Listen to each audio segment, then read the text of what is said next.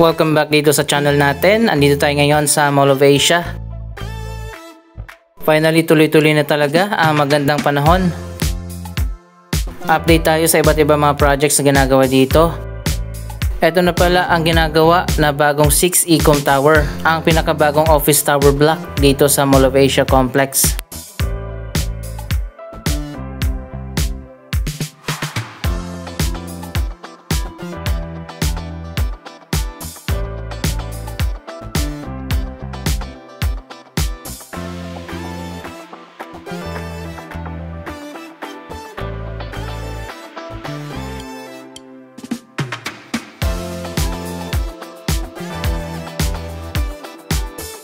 Tuloy-tuloy pa rin kasi ang demand sa mga office spaces dito sa Mall of Asia area.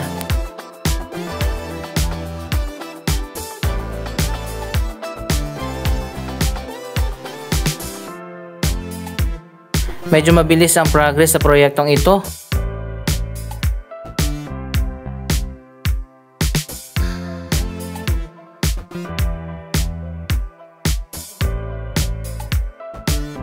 Napakaganda din ito at napaka-modern kapag natapos na.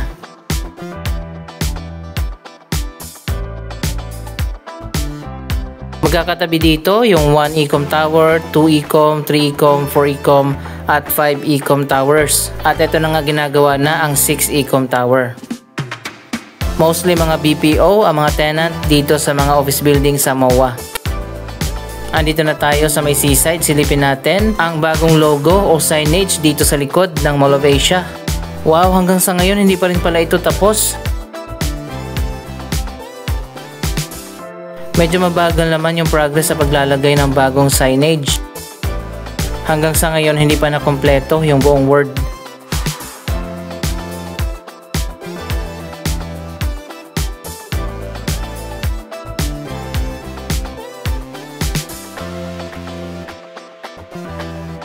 Mas nilakihan na yung mga letra dito.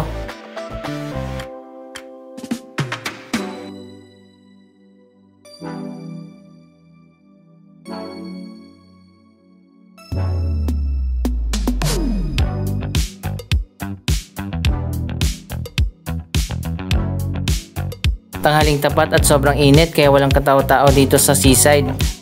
Silipin natin ang ginagawa na reclamation project.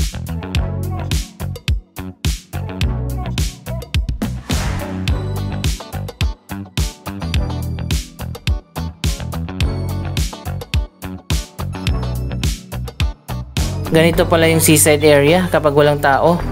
Sobrang luwag tingnan.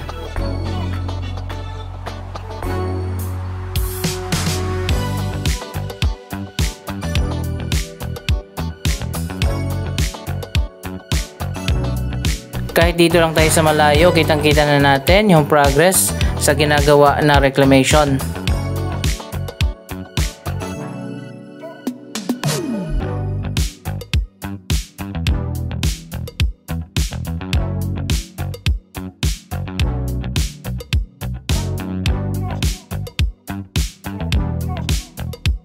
Patuloy pa rin ang pagtatambak ng lupa at buhangin dito.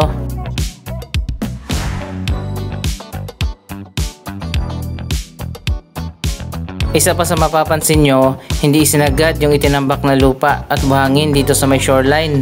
Yan ay dahil sa utos na nga ng DENR na magkaroon nga ng water channel na magiging daluyan ng mga drainage na palabas sa Manila Bay.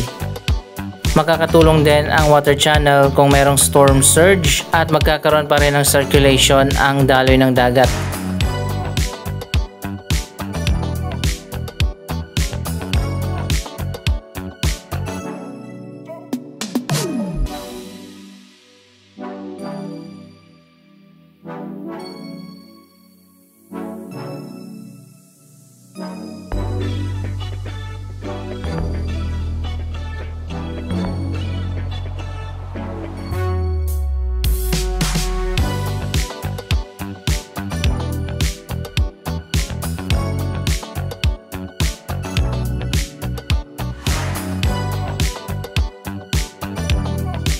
Pasok na tayo dito sa loob ng mall. Sobrang init na dito sa labas.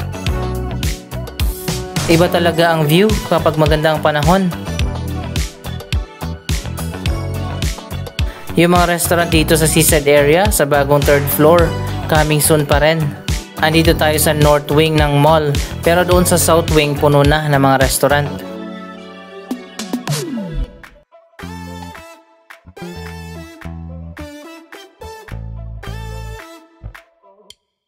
Napakaganda talaga at napakaliwalas na dito sa bagong Mall of Asia.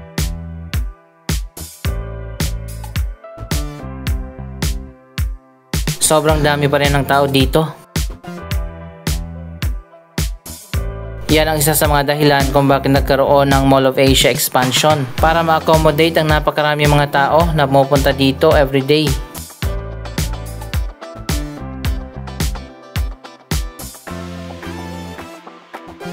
Isa sa mga ginawa dito sa expansion ay ang bagong 3rd floor, at dito sa likod nga ay meron ng mga sky garden.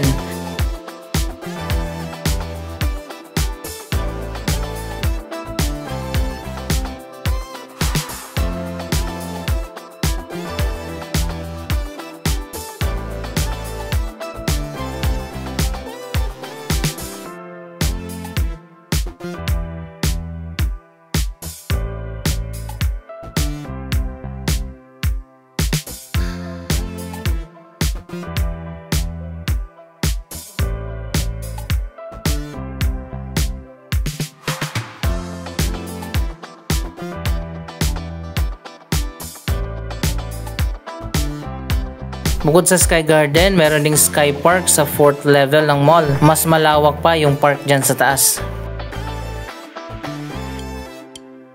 Ito pala yung likod ng ginagawa na bagong signage. Dito sa taas sa Sky Garden, mas makikita natin yung lawak na ng itinambak na lupa't bahangin sa reclamation project.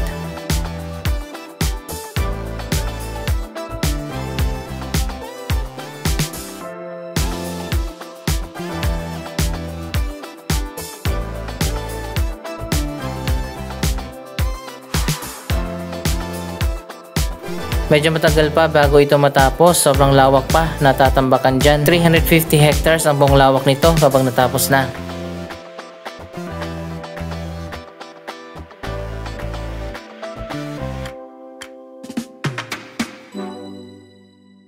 Yung doon naman sa kabila, yan ang Pasay Harbor City Reclamation. Yan ang mas naunang ginawa na man-made island.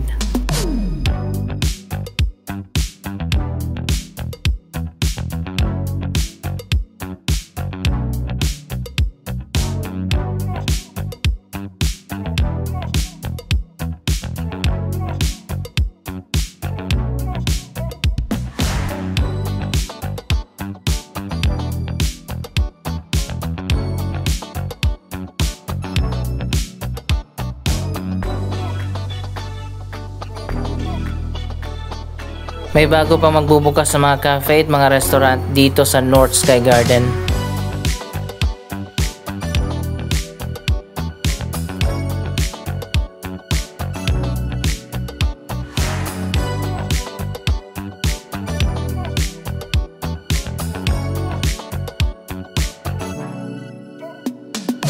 Dito naman tayo sa South Sky Garden.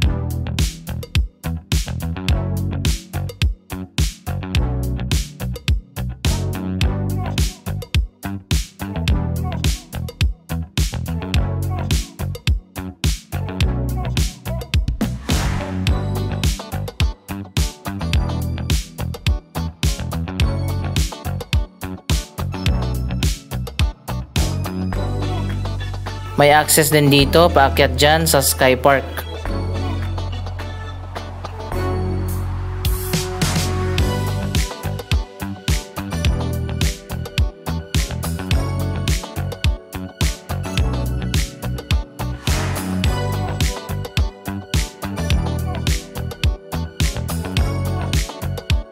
Nilinis na yung pool area dito, kulay blue na ulit.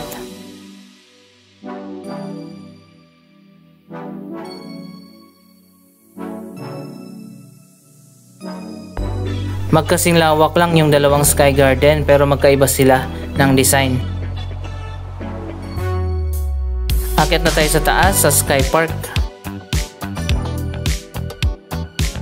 So ayan guys, mas malawak pa dito sa taas ng mall.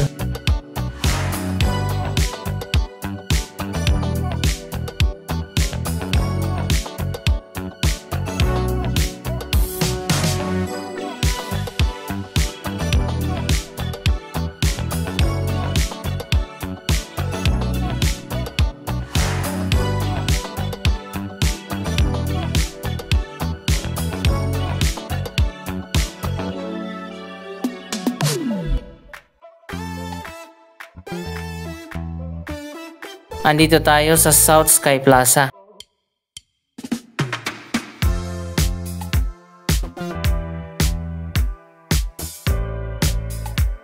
Solong-solo natin ngayon yung signage dito, walang nagpapapicture. Takot yung mga tao na mainitan.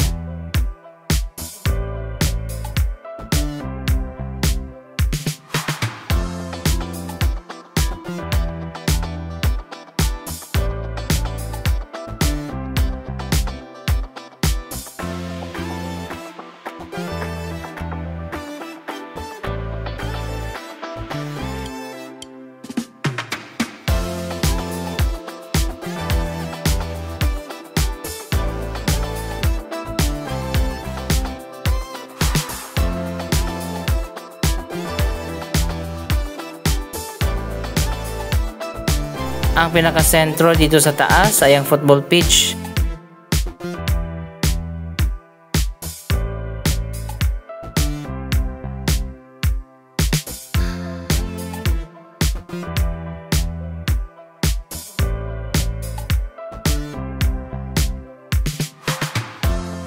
Isa pang bagong venue dito ang amphitheater.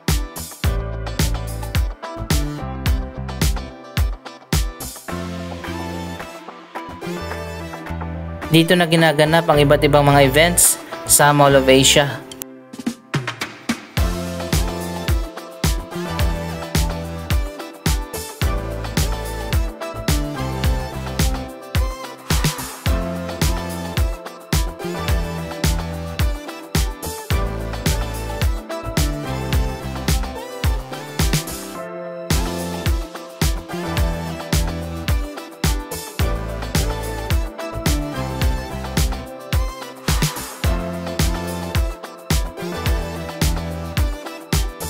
Maganda rin dito sa amphitheater.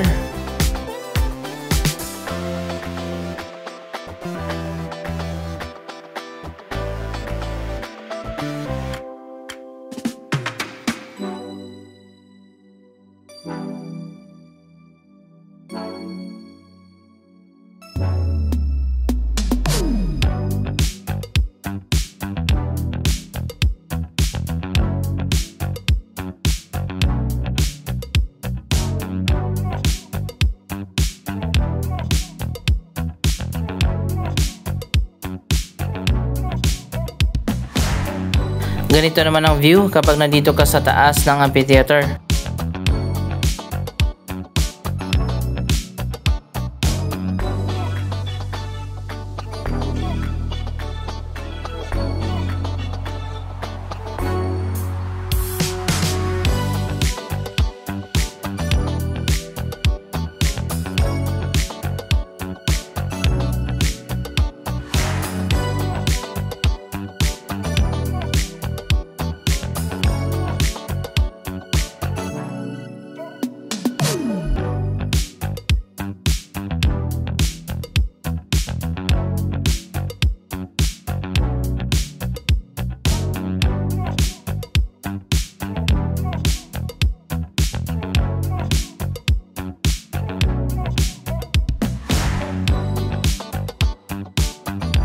Mas pinaganda na talaga at mas world class na ngayon ang Mall of Asia.